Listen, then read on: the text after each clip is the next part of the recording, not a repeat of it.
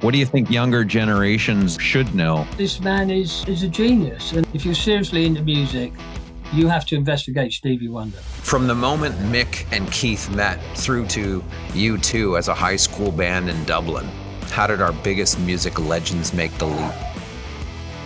Passion, talent, luck, and even scandal often came together to propel these stars from obscurity to household name. The stories, the journey, the wild behind the scenes, and much more. I'm Dave Anthony, and I'm the host of From Garage to Stadiums. The albums afterwards are patchy, but in that interview I did, and it's so true, he said to me, I'll never make the albums I made in the 70s. I'll never make albums as good as that. But look out for my albums because there'll always be one or two gems on there. What was his reasoning? He's just peaked, or there was? He knew it. You know, so I mean, he's a wise man. He knew it wasn't. He knew that.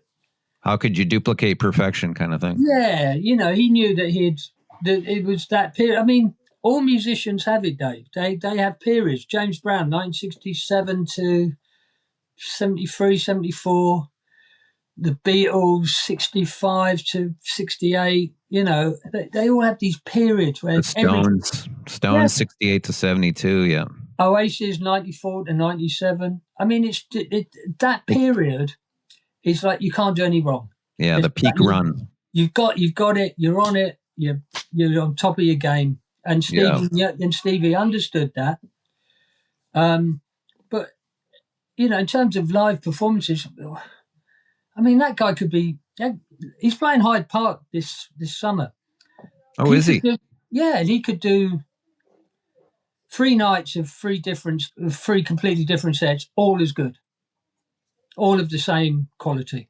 That's how good that guy is. Yeah, Bob Dylan says about Stevie, if anybody can be called a genius, Stevie Wonder can. I wouldn't put the label on many people, but I think it's appropriate here. Yeah. You know what? I began the article about when I interviewed him. I said... what year was that, Paolo? 1980? 87. And I said, no, 89. And I said that... the word genius is bandied around too much. But if there's one person it can be applied to, it's Stevie Wonder. We've seen many periods of music, you and I, and the younger generation are seeing even more because obviously they're going to be around longer. What do you think younger generations do not know about Stevie or misunderstand or should know about this man? Well, they should know that that this man is a genius, and that in the same way that, you know, great art has to be investigated. If you're interested in it, you have to investigate this man. You have to start, you know, you've only got something like 48 studio albums to get through, but hey, it's worth it. Yeah, right. But I mean, he was so right. I mean, on the Characters album, when I interviewed him, there's a song called Overjoyed. It's just fantastic. There's another song called Free, which is as good as anything he'd ever done, you know. Right. You know, he's still got it, you know. He's still Mr. Know-It-All, you know. Right. I mean, if you're into music, if you're seriously into music, you have to investigate Stevie Wonder. There's just, you know, it's like, you know, you're doing English literature, you're going to do Shakespeare, right? You're doing music, you do Stevie. Well, I remember one of his songs even influenced sort of the hip-hop generation with the Pastime Paradise was redone. Yeah, exactly. As Gangster's Paradise. Yeah. And he showed that you didn't have to be, you know, categorized. He showed that if you got it, you can rise above all that, and you can become a force of your own, like he did. And do you think that's his lasting legacy when people remember him? It's Stevie. It's not, oh, there's Ice-T, he's a hip hop guy. You know, there's Luther Vandross, he's a R&B singer. It's Stevie, and just that, it's Stevie. Is a world in itself of music that it brings in jazz, that brings in funk, that brings in ballads, that brings in pop, that brings in rock, that brings in folk, you know, and then he makes it all his own. Jazz, Latin. I mean, it's phenomenal. It's absolutely phenomenal. He's up there. He's just, you know that thing you have sometimes. I don't know if you have it. I have it sometimes. Think, oh, who's number one? Dylan, the Beatles, Beach Boys, and often I think, nah, it's Stevie.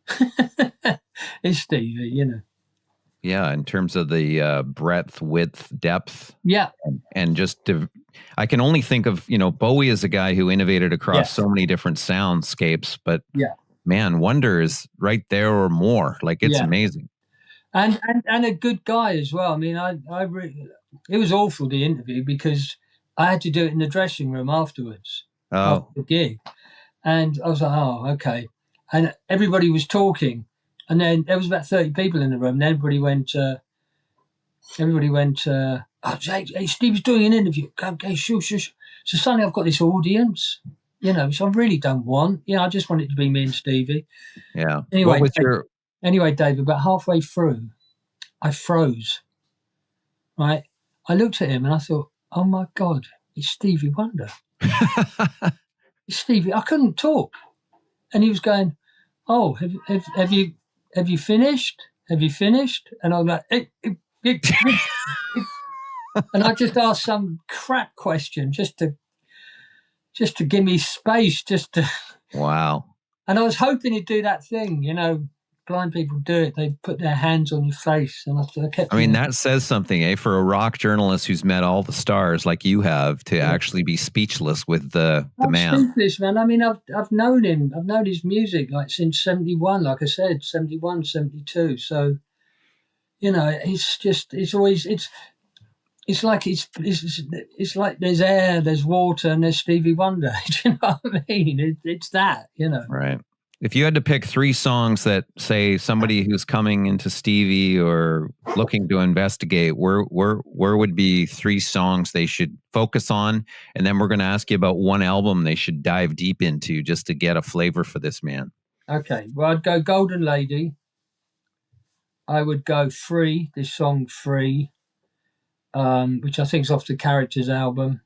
And I would go Overjoyed, which is another later song. I've gone for the later songs because I'd like people to realise that there is stuff later on. The album is Songs in the Key of Life. Yeah. Probably the greatest double album ever. Voted number 4 by Rolling Stone magazine in the top 500. And what was above it, may I ask? Well, that's a great question. I think... How dare they? Who are these people? Yeah, I shouldn't have said that. You're going to be pissed. I am. I bet the Stones and the Beatles are there, aren't they? I think Dylan was in there. Yeah, well, that's fair enough. Okay, number 1, Marvin Gaye. Aha. What's going on? Okay. Which, by the way, kept Stevie out of the top spot in 1971. Wow, okay. I didn't know that. The Beach Boys, Pet Sounds, number 2. Okay. And Dylan, Blonde on Blonde, number 3? No, Joni Mitchell, Blue. What? That's a better album than Songs in the Key of Life? And then number 4 is Stevie, and then the number 5 is Abbey Road. They need to stop using that wacky backy in the Rolling Stones offices. And that's good. All right.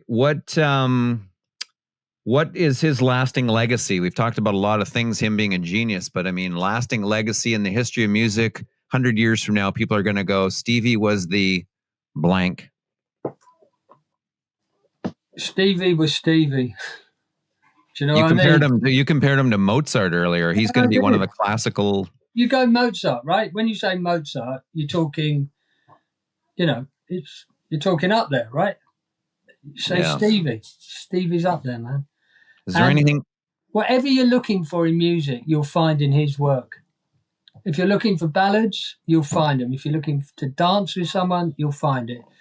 If you're looking to explore new musics, such as Latin or classical or funk, then you will find it. Everything that the world of music has to offer, he has touched upon in his canon of work. And I think that's an amazing legacy. I like it. Thank you. Paolo, what is there any questions I didn't ask you that you'd like to say about Stevie? And we'll just fit these in somewhere. I don't know. Did we cover most of it? I think we covered most of it, apart from, can I tell you my really embarrassing story? Sure. There was a girl who I really liked, and she was a big Stevie fan. And I went to the reception for Hotter Than July. And Stevie was sitting on his own. And I went up to him, and I just wasn't thinking, man. I said, "Hello, Stevie. My name's Paolo. Can I get your autograph?" And he said, "Sure. Give me pen and paper." So I got pen and I got paper, and he started writing his name. And it took him maybe 2 minutes to write the S, and I'd forgotten. Oh. And I was just standing there, and his manager came over and he looked at me like, "You idiot, what are you doing?" And I was like, I know. Oh. And you know the kicker? I never got off with the girl. Gave it to her, she's like, "Thanks," and that was it. Oh. So she wasn't meant for you if she turned down that. But there will be a Stevie song that I can go to, and it will heal me from that particular traumatic incident, and that's the genius of the man. Paolo, as always, you are a pleasure to have on this show. Your music knowledge is always great to be on. Thank you. Thank you.